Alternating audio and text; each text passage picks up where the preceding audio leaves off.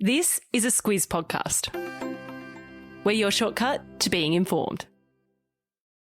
Squiz Kids! It's your daily news fix. Fun, free, fresh. Good morning and welcome to Squiz Kids Today, your fresh take on what's happening in the world around you. I'm Bryce Corbett. It's Friday, October 22. In Squiz Kids Today, Melbourne's happy day, New Zealand's coolest cops, big weekend for cricket fans, and Noodle, the lazy bones pug. That's what's making news, kids style. The lowdown. 262. That's the number of reasons Melbourne has to celebrate today after having spent 262 very long days in lockdown. The streets of Melbourne will be alive with hope and joy and barely contained excitement today as Squiz Kids in the city emerge from their 6th COVID-inspired lockdown. Since March last year, the city of 5 million people has spent almost 9 months under stay-at-home orders, longer than any other city in the world.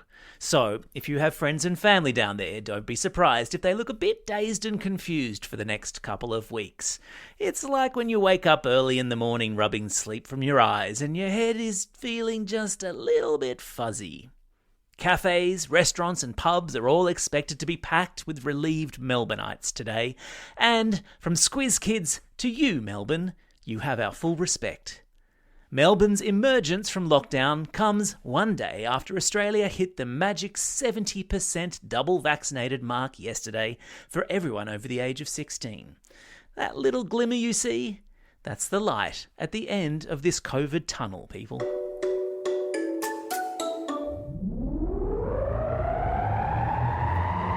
Spin the globe. Each day we give the world globe a spin and find a news story from wherever it stops. And today we've landed in New Zealand, where police have been called to a home to check out a little boy's toy collection. The little boy jumped on the phone when his father's back was turned, dialed 111, which is the Kiwi equivalent of 000, and when asked by the operator what his emergency was, explained that he had some cool toys that he wanted to show her. A flustered, apologetic dad came quickly onto the phone to explain that his son had grabbed the telephone without him seeing. But the operator sent a call out to any police officers in the area wanting to check out the little boy's toy collection to swing by. And one officer did, letting the kid into his patrol car and letting him play with the flashing lights. And no, you absolutely should not try that yourself. As the police officer who visited explained to the little boy, emergency numbers should really only ever be used in an emergency. And showing off your toys, no matter how cool they are, is most definitely not an emergency. I've stuck a link to the recording of the phone call in today's episode notes, because it's just so cute. Sport time. Cricket fans rejoice. The Men's T20 World Cup gets underway tomorrow, with Australia facing off against Scotland. The Aussies' final warm-up match against India, which finished early yesterday, was a shocker. The green and gold were 3 for 11 at one particularly low point and ended up losing by 8 wickets. There's now a lot of talk about who should be in the Aussie 11 for tomorrow. Former Aussie captain Steve Smith will probably be on the list, having hit 57 runs off 48 balls. There are 12 countries battling it out for the T20 trophy in games being played in the Middle Eastern countries of Oman and the United Arab Emirates, which is a real bummer for those of us watching on the east coast of Australia. The time difference means that games start at either 9 p.m. or 1 a.m. Thank goodness, though, we have the WBBL, whose 4 matches on Saturday get underway at the very respectable time of 10:15 in the morning. Gosh, my kids might even be awake for that.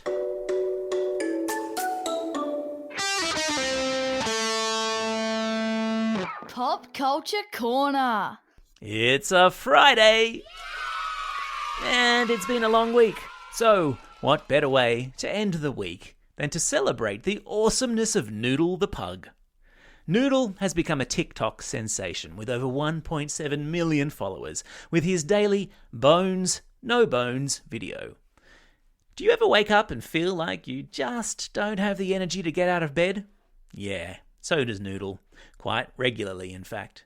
So every day, his owner Jonathan records a TikTok video where he stands Noodle up in his bed, and if Noodle remains standing, it's a Bones Day, where anything is possible. But if he flops back down like his legs are made of jelly, well, that's a No Bones Day, where the best possible thing to do is get back into bed. I think tomorrow's definitely going to be a No Bones Day. What about you? There's a link in today's episode notes to Noodle doing his thing. It's very amusing. Squiz Kids for Schools. Teachers, if you like this podcast, then let me let you in on a little secret. We've gone and developed a brand new resource just for you called Squiz Kids for Schools. Every day, our super clever journalist who saw the light and became a teacher, Amanda Bauer, puts together classroom activity sheets tied to the content of the daily podcast. It's a great way to deepen your class's interest in the world around them and extend the utility of this podcast. Today's classroom activities are all about honing persuasive writing skills, using the cricket T20 and the pros and cons of organised sport as a topic. By signing up to Squiz Kids for Schools, you'll also get access each week to our super cool Shortcut, a 9-minute deep dive on a newsy topic. This week, it's all about clever critters. Sign up for an obligation-free trial at squizkids.com.au. It's free for the rest of Term 4.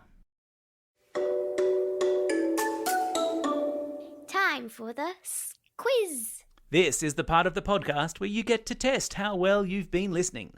Question number 1. What's the name of the pug from New York helping people decide if it's a Bones or No Bones Day? That's right, his name is Noodle. Question number 2. In which country did police answer an emergency call to check out a kid's toy collection? That's right, it was New Zealand. Question number 3. What percentage vaccination rate did Australia hit yesterday, which had everyone doing cartwheels? Yeah, well done. It's 70%.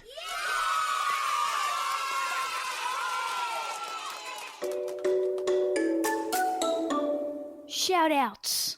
It's October 22, National Wombat Day, where the snub-nosed, square poo-producing critters are celebrated the world over. If you're near a wombat today, show it some love. It's also a Friday, and you know what that means, an extra long birthday shout-out segment, for which we're going to crank out the old birthday reggae tune. Hit it! And it's a happy birthday today to Samira from Invermay, Sophia from Perth, Paige and Georgia from Cairns, Oscar from Bradbury, Raid from Melbourne, Carter from Everett, and Luke from Murrurundi. Not forgetting, of course, all of those Squiz kids celebrating a birthday over the coming weekend. Emily from Dubbo, Carrington from Kempsey, twins Luke and Lucy from Cannon Hill, Molly from Bradbury, Bonnie from Murraree, Nate from Canberra, Myla from Murrurundi, Crystal from Hughenden, Charlotte from North Nowra, Matt from Manly Vale, Kieran from East Gosford, Finn from Brisbane, Jack from Sprayton, Julian from Coogee, Elisa from Mitcham, Jackson from Balcombe Hills, and Lucy, who's listening all the way over there in Oslo in Norway. And because many of our friends in Melbourne, Canberra and Sydney still aren't at school, we're sending out home learning herograms. Herogram today to Ms. Gray, the principal at Tomaree Public School, and also to Miss Jess and grade 1-2J at St Mary's Primary School in Thornbury. The students at Trinity Catholic School in Harden send a home learning shout out to the staff and students at their sister school in Canberra, Holy Trinity Primary School. And one last herogram to Audrey in Sydney for working so hard at Kindy Homeschool from her sister Tilda. Aw, ain't that nice? Don't forget, if you've got a birthday coming up and you want a shout out, or if you're after a classroom shout out or you'd like to send a home learning herogram, drop us a line at squizkids@thesquiz.com.au. Well, that's all we have time for. Thanks for listening to Squiz Kids today. We'll be back again on Monday. In the meantime, get out there and have a most excellent weekend. Over and out.